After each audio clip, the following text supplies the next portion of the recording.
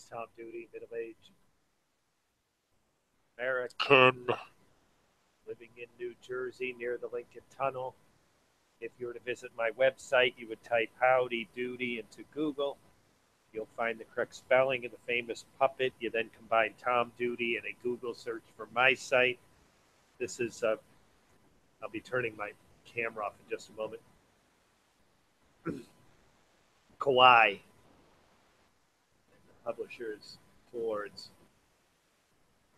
Fodor's. Right here, Fodor's. I'm going to read 2 pages. It's an introduction. I'm doing it for two reasons. One, this is tour books on occasion surprise me. Tour books are going to be a guide for tourists. And, you know, to quote Anthony Bourdain, most people don't have this appetite for information like he does, curiosity. And so tourists are dumb. Well, I'm a tourist, and I'd like to think I'm not dumb, and I like to think I am curious, more like Anthony Bourdain and less like the people he disdains.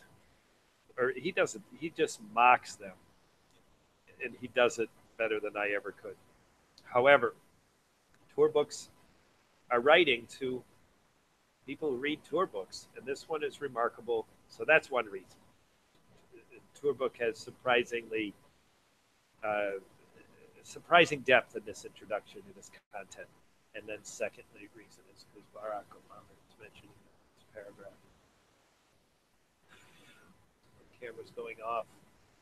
Ciao. Once again, Ford, Fodor's, Kauai.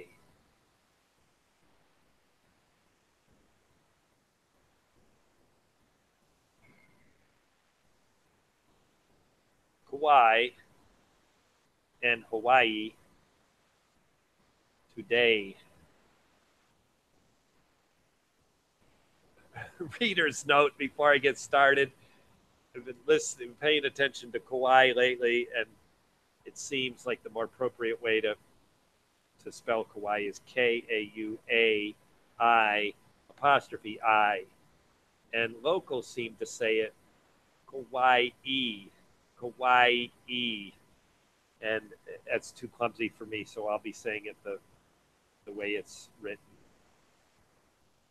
Despite its small size, about 550 square miles, Kauai has 4 distinct regions, each with its own characteristics.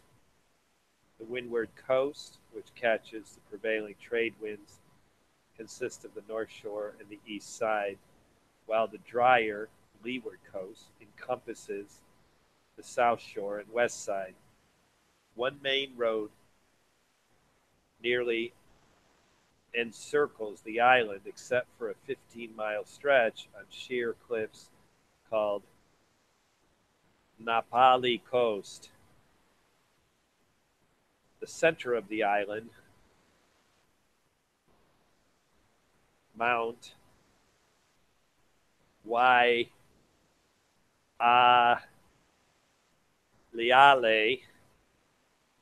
completely inaccessible by car and rarely viewable except from above due to nearly year-round cloud cover. It is the wettest spot on Earth, about 450 inches of rain per year. Hawaiian culture and traditions here have experienced renaissance over the last few decades. There's a real effort to revive traditions and to respect history as the islands go through major changes.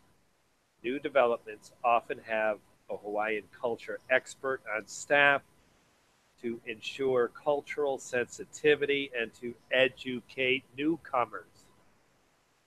Nonetheless, development remains a huge issue for all islanders.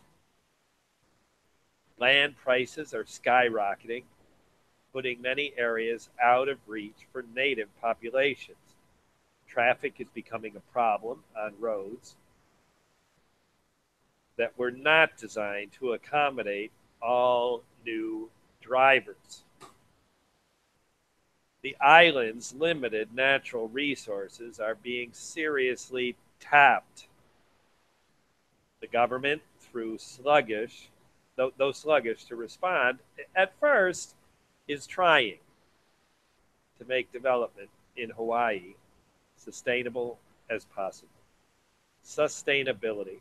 Although sustainability is an effective buzzword and authentic direction for the islands, dining establishments, 90% of Hawaiians' food and energy is imported. Most of the island was used for monocropping. Pineapple and sugarcane both have all but vanished. Sugarcane is now produced in only two plants, Hawaii and Maui, while pineapple production has dropped precipitously.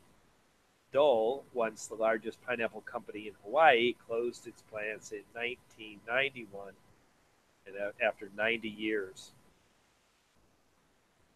Del Monte stopped in 2008.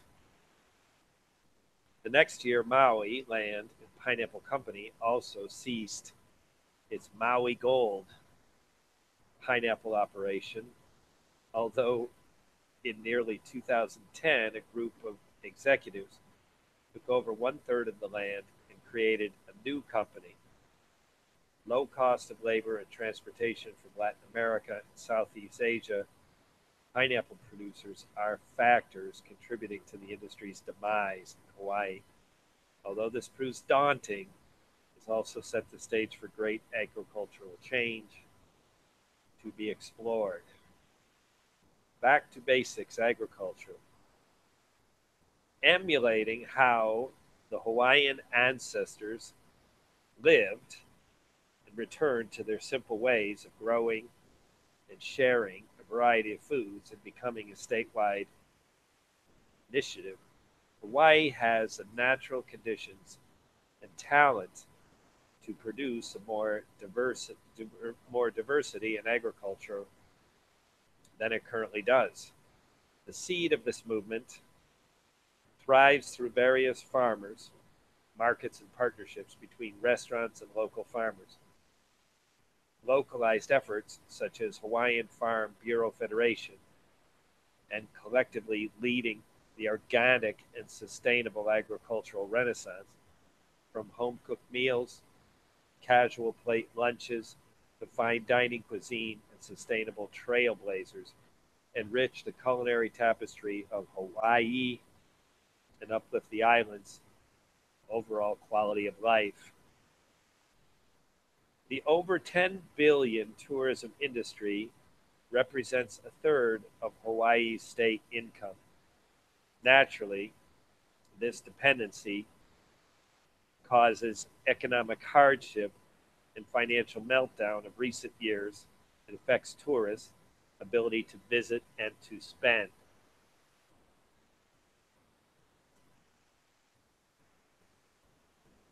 One way the industry has changed has been to adopt a more eco-conscious practice, as many Hawaiians feed development shouldn't happen without regard to impact on local communities and their natural environment. Belief that the industry based on the Hawaiians' aloha should protect, promote, and empower local culture and provide more entrepreneurial opportunities for local people has become more important to tourism businesses. More companies are incorporating authentic Hawaiiana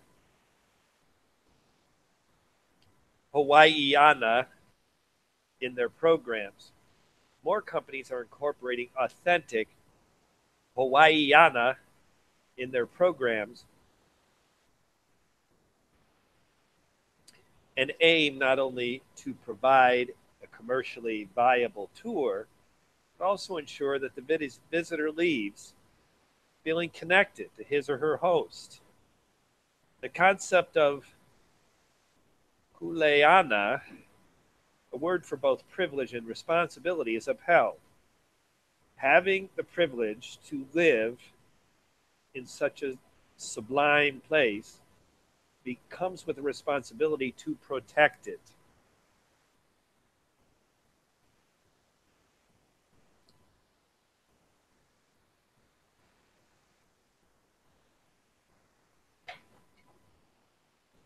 Sovereignty. Political issues of sovereignty continue to divide Native Hawaiians, who have formed myriad organizations, each operating with a separate agenda and lacking one collectively defined goal, ranging from achieving complete independence to solidifying a nation within a nation. Existing sovereignty models remain fractured and the future unresolved. The introduction of the Hawaiian, the native, the introduction of the Native Hawaiian Government Reorganization Act of 2009 attempts to set up legal framework in which Native Hawaiians can attain federal recognition and coexist as a self-governed entity, also known as the Akaka Bill, after Senator Daniel Akaka of Hawaii. This pending bill has been presented before Congress and is still waiting approval at the time of this writing. After Hawaii became a state in 1959, a process of Americanization began. Traditions were duly silenced in the name of citizenship. Teaching Hawaiian language was banned. In schools, and children were distanced from their local customs. But Hawaiians are resilient people, and with the rise of civil rights movement, they began to reflect on their own national identity, bringing an astonishing renaissance to the Hawaiian culture, bringing this astonishing renaissance of Hawaiian culture to fruition. The people rediscovered language, hula chanting, and even traditional Polynesian arts of canoe building and wayfinding, navigation by the stars without the use of instruments. The culture resurrection is now firmly established in today's Hawaiian culture, and its palpable pride exudes from Hawaiians young and old. The election of President Barack Obama definitely increased Hawaiian pride and future. The president's strong connection and commitments to Hawaiian values of diversity, spirituality, family, and conservation have restored confidence that Hawaii can inspire a more peaceful, tolerant, and environmentally conscious world.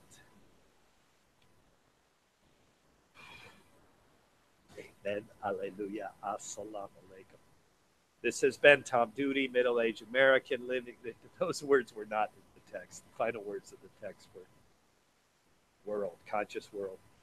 This has been Tom Duty, middle-aged American. Thank you for listening. Have a good day, good evening, or restful night's sleep.